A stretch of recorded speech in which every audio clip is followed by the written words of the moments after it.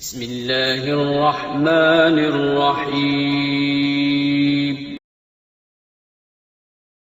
Organic چیزیں ہیں نا, گورے کھا رہے ہیں آرگینک چیزیں اب آ رہے ہیں. آرگینک مرغی فارمی مرغی سے 10 گنا زیادہ مہنگی ہے. آرگینک سبزیاں فارمی سبزیوں سے 10 گنا زیادہ مہنگی ہیں. بس خوب اچھی طرح سمجھے میں کیا کہہ رہا ہوں. یعنی ایک انڈا جو عام مرغی دے رہی ہے فارمی مرغی, وہ اگر 10 روپے کا ہے تو دیسی مرغی کا انڈا 25. یہاں مہنگا ہے, یہاں سستا ہے, وہاں مہنگا ہے, وہ 100 روپے کا ہوگا. تو میں نے ان سے کہا کہ کیا فارمی چکن کے بارے میں کوئی ریسرچ ہے کہ اس میں کوئی بیماریاں ہیں؟ دیکھو واٹس ایپ کی خبریں تو ادھر ادھر بہت ہوتی ہیں. واٹس ایپ پہ وہ فارمی چکن سے اتنے لوگ مر گئے, فارمی ابھی پتہ نہیں کیا کیا خبریں آ رہی ہیں کورونا وائرس کے بارے میں. واٹس ایپ اور فیس بک کی خبریں معتبر نہیں ہوتی ہیں, تو الٹی سیدھی پھینکتے رہتے ہیں بیٹھ کے. ریسرچ اس کو تھوڑی کہتے ہیں.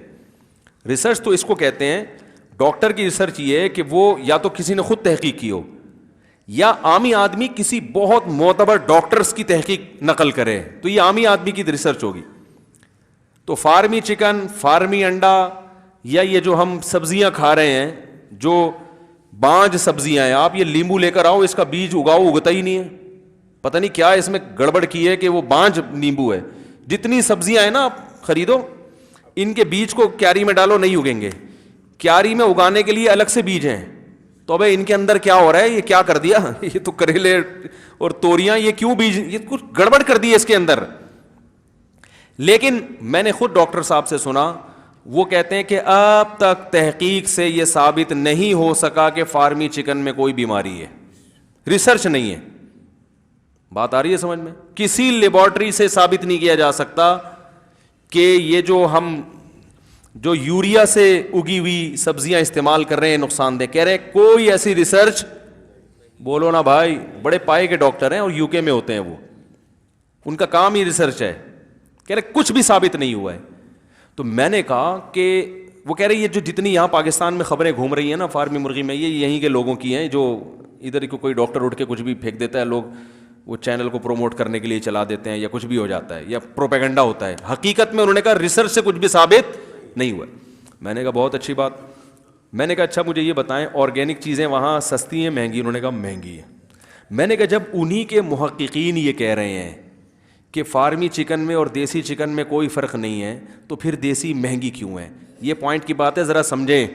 جب فارمی انڈے میں اور دیسی انڈے میں کوئی فرق نہیں ہے تو دیسی بولتے کیوں نہیں یار, کیا ہو گیا, مہنگی کیوں ہے؟ جب آرگینک سبزی میں اور نان آرگینک میں کوئی فرق نہیں ہے, تو آرگینک کریلا 100 روپے کا اور نان آرگینک 10 روپے کا کیوں مل رہا ہے؟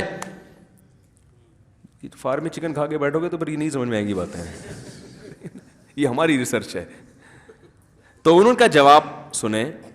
انہوں نے کہا کہ دنیا میں اتنی خطرناک بیماریاں پھیل گئی ہیں کہ جن کی وجہ ڈاکٹروں کی سمجھ میں نہیں آ رہی ہے. تو اس بات کا امکان بہرحال موجود ہے کہ انسان کی خوراک میں جو تبدیلی ہوئی ہے جو نیچرل نہیں ہے. سمجھ میں آ رہی ہے بات؟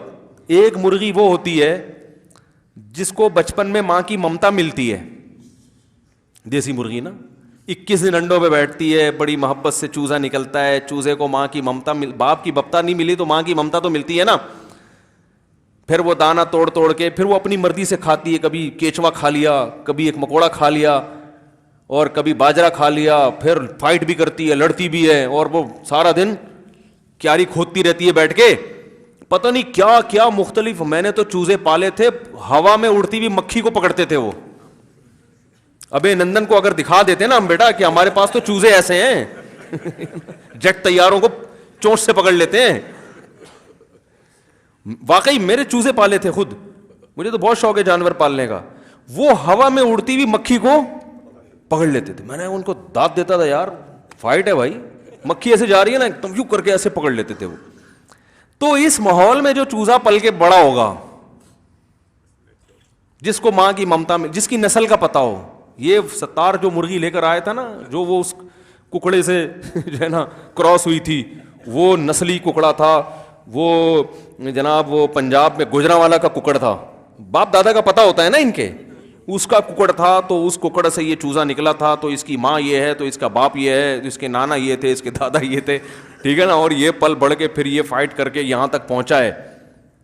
تو ایک یہ ہے, اور ایک کیا ہے جناب, وہ مشین میں رکھے آپ نے انڈے, بچہ پیدا ہوا, اس کو نہ کوئی باپ نظر آ رہا ہے نہ اپنا پیدائشی یتیم, وہ حیران ہے اماں گئی کہاں ہے بھائی, ماں کی ممتا ہی نہیں مل رہی اس کو.